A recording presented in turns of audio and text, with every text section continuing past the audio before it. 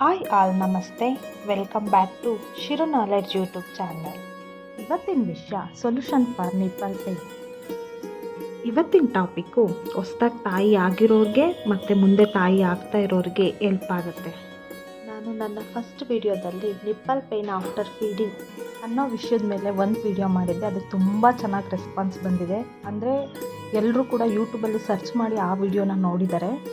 ಅವಾಗ ನನಗೆ ಅರ್ಥ ಆಗಿದ್ದು ಒಂದೇನೆಂದರೆ, ಈ ಪ್ರಾಬ್ಲಮ್ನ ತುಂಬ ತಾಯಂದರು ಫೇಸ್ ಮಾಡ್ತಾ ಇದ್ದಾರೆ ಅನ್ನೋದು.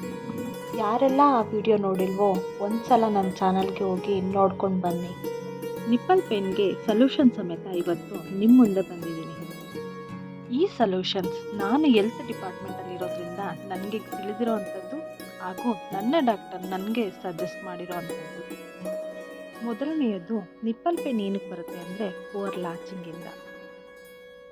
ತಾಯಂದ್ರಿಗೆ ಹಾಲು ಕುಡಿಸುವಾಗ ಮಗು ಸರಿಯಾಗಿ ಲಾಚ್ ಮಾಡ್ತಾ ಇದೆಯೋ ಇಲ್ಲೋ ಅನ್ನೋದು ಗೊತ್ತಾಗುತ್ತೆ. ಮಗು ಡೀಪ್ ಲಾಚ್ ಮಾಡ್ತಾ ಇಲ್ಲ ಅಂದರೆ ಹಾಲು ಕುಡಿಯೋದನ್ನು ನಿಧಾನಕ್ಕೆ ಬಿಡಿಸಿ ಮತ್ತೆ ಹಾಲು ಕುಡಿಸೋಕ್ಕೆ ಶುರು ಮಾಡಿ. ತಾಯಿಯು ತನ್ನ ಎದೆ ಹಾಲನ್ನೇ ನಿಪ್ಪಲ್ಸ್ಗೆ ಹಚ್ಕೋಬೋದು. ಇದರಿಂದ ಕ್ರ್ಯಾಕ್ಡ್ ನಿಪ್ಪಲ್ಸು ಬೇಗ ವಾಸಿ ಆಗುತ್ತೆ. ಐಸ್ ಪ್ಯಾಕ್ನ ಅಪ್ಲೈ ಮಾಡಿ. ಇದು ಪೇಯ್ನ್ ಮತ್ತು ಸ್ವೆಲ್ಲಿಂಗ್ ಇದ್ದರೆ ಕಡಿಮೆ ಮಾಡುತ್ತೆ. ವಾರ್ಮ್ ಕಂಪ್ರೆಸ್ನ ಕೊಡ್ಬೋದು. ನಿಪ್ಪಲ್ ಯಾವಾಗಲೂ ಡ್ರೈ ಇರೋ ಹಾಗೆ ನೋಡ್ಕೋಬೇಕು.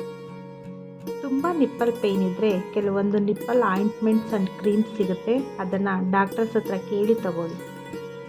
ಇವತ್ತಿನ ವಿಷಯ ಇಷ್ಟೇ ಫ್ರೆಂಡ್ಸ್. ಈ ವಿಡಿಯೋ ನಿಮಗೆಲ್ಲ ಇಷ್ಟ ಆಗಿದ್ದರೆ ಶೇರ್ ಮಾಡಿ, ಕಮೆಂಟ್ ಮಾಡಿ ಹಾಗೂ ನನ್ನ ಚಾನಲ್ನ ಸಬ್ಸ್ಕ್ರೈಬ್ ಮಾಡ್ಕೊಳ್ಳಿ.